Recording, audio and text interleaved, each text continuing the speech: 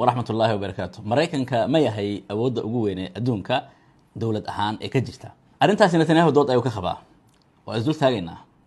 Yuusa dabcan awoodda ama super power ahaan yuu siinaya. Dhinaca kale Ciraaq waxay leedahay annaga taftanka banaanka kuma jirno bahar. Waa isdul taagaynaa ayadana.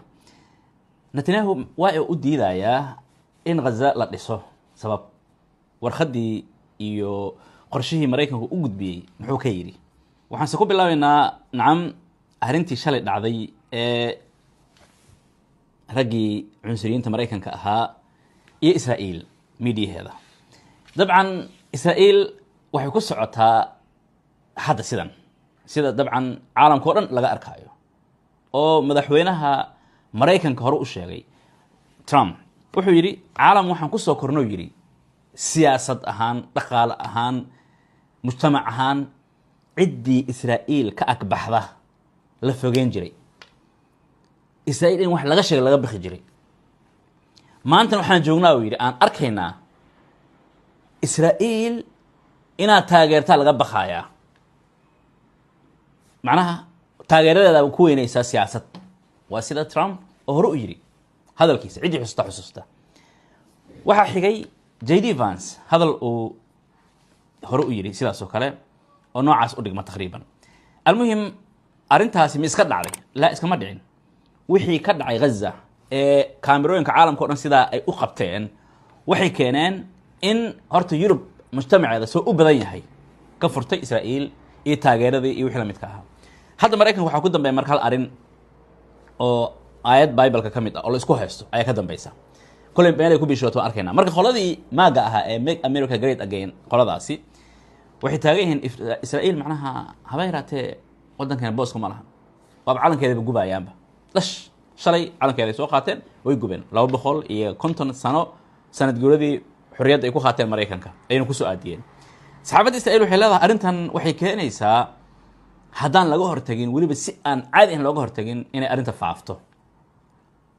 waxaana gaabiyay leedahay qolooyinkii u loobi gareyn jiray Israa'iil in Mareykanka laga caabudo oo kale sidaas ay ku eedeynayaan. sida ahaataba almuhim kan shalay waa dalkayna filaya u leeyahay lama dhisayo Gaza lagama yaabo in la dhiso Gaza muxuu ula jeedaa. dabcan hal shuruud oo ku xiraaya oo leeyahay لا إعادة الإعمار في غزة قبل نزع السلاح حماس أنا هبك لغا دغين wax إعادة إعمار lahayo إعادة إعمار in la dhiso dib loo dhiso ma jirto macquul ma aha. ogow qorshaha warqadii dheereed ee Mareykanka uu u gudbiyay Israa'iil waxa ku qornaa in qaybta hadda مثلا حماس ay sida dhahaan yaanihi la iska badaayo oo qaybta Israa'iil iyo qolooyinkan kale ay joogaan dhismaha lagu bilaabo. u fiirso Mareykanku kala dhigay laba qaybood u dhigay. Israa'iil waxay leeyihiin annaga inta ugu badan anaga haysanayas wax aan dhisayno ama la dhisaayo ma lahan. ogow shirkadaha badanaa ee dhisi doona lacagaha ugu badan heli doona waa Israa'iiliyiinta shirkadahooda kontraadiyada cid qaadan doonta yani bilyanadan la isugu dardaraayo cid heli doonta ugu badan waa Israa'iil. Mareykanka markaas ku xigaya marka sidaas ay tahay ay wuxuu leeyahay Xamaas aan hubka laga dhigin qabla nazc silaah Xamaas intaan laga dhigin yaan lagu fakarin. arrintan waxay ku tilmaamayaan in ay tahay dabcan Gaza dhiskeeda ama dib in loo dhiso habeerata Israa'iil daacad kama ahan mana rabto xataa qaybtii ay Mareykanka dhaheen lagu bilaabo ay diidan yihiin taawata inaan watayna. Ciraaq maxay u leedahay annaga tafsiirka banaanka waay maxaa keenaya Ciraaq Mareykanka wuxuu ku eedeeyay in Iiraan ay xogaas ugu janjeerto. Iiraanna waxay u aragtaa Ciraaq in Mareykanka u janjeerto maxay la salgadi Mareykanka ku yaala maxay yeelay Iiraan waa laga soo weeraraa Mareykanka bal ceebtii soo baxday ee sirta muddada ahayd waxay ahayd in Israa'iil ay saldhigyo laba ah mi saddex ahaayeen xusuustaa dirtaane ay ka samaystay Ciraaq gudaheeda dawladda Ciraaqna aynan ba ogeenba taasoo ugu dambeyn markay fashilantay Ciraaq ay tiri anaga waan baarnay arrinta wax kama jiro propaganda ahayd wixii la midka ah. almuhim sida ahaataba Ciraaq labadan eedeyntooda ay midba midka kale waxay ku tiri annaga we will not side with US against Iran no with Iran against US labadoodaba annaga shaqo kuma lihin cid aan la jirsanayna ma lahan taftiinka banaanka habeenka isdila heshiiya waa idinku taageerana heshiisaan laakiin wax taageero ah ama cid kala jirno ma jirto walaalayaal Mareykan ogaada walaalayaal Iran ogaada annaga haddaba arimahan la isku haysto iyo bariga dhexe iyo annaga rafaadsan dowladeena dowlad isku jirta yani xaaladeena ay aad u liidataa dowlad hada toosan oo wax walba u hagaagsan yihiin oo cid taageeri karta ma yihiin annaga xaaladeena ay xunta marka yaa xusuusta waa kana If I was in the cabinet of the Israeli government, I might not be attacking the only powerful ally that I have anywhere left in the entire world. Okay.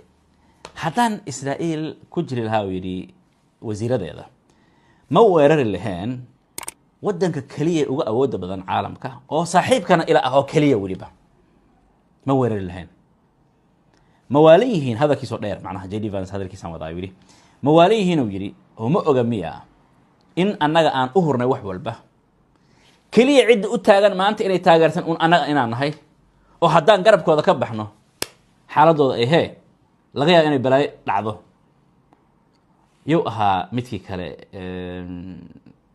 adiga mid cunsuri oo aad Israel u taageeri jiray odaygii yani Lindsey Graham wuxuu yiri halbam wadankiisa wayaan yiri Israel oo halbam oo Iran ay ku dhufatay ayuu asaga dhama buf ku dhahay oo u dhamaanaysa annaga marka ayaa hayna Israel annaga ayaa inta macnaha waxa oo dhan ka difaacnay Iran annaga garbaha ka hayna haddaanan Iran macnaha ka celin oo Israel lagu daayo Israel halbama ku filan u dhamaatay okay arintaasi Fox News waxay weydiisay Netanyahu hadalka JD Vance ka soo yiri maxaa ka leedahay What was your reaction when you heard that? First of all, I respect JD Vance. We have a very good relationship. But qosarka oo qosi doono iyo soo jees doono wuxuu leeyahay horta waan yani taageersanahay ugu horeyn ma waan ixtiraamaya JD Vance macnaheedu ma ahan uu yiri in wax walba ka soo yiri aan aqbalayo I agree with everything that he says, and I have to point out this: Donald Trump is the greatest friend we ever had in the White House. marka Trump uu amaanayo oo leeyahay saaxiibkii ugu weynaa ee na soo maray weeyaan oo aan aqalka cad fariista Secondly, we have some other friends like a small country called India. mid labaad uu yiri waxaan haysanaa wadan yar oo la dhaho India sarkasab alaabta ciyaar ay u fiirso maxaan dhihi jirnaa anaga qofka afcaliga ku hadlay miya adiga hadal si loola jeedo laakiin si kale loo gadinayo wuxuu leeyahay marka midda kale anaga waxaan haysanaa wadan yar oo la dhaho India No, it has 1.4 billion people. waxaana ku nool wadankaasi 1.4 billion hal bilyan iyo bar ayaa ku nool almost hadalka marka fiirso And boy, do we have a tremendous support there. You know, about this Facebook thing, and I just boy wiilyahow meeshaas taageeraan ka haysanaa caadi aan ahayn sida inoo taageera hadda ogaan laheeda yacni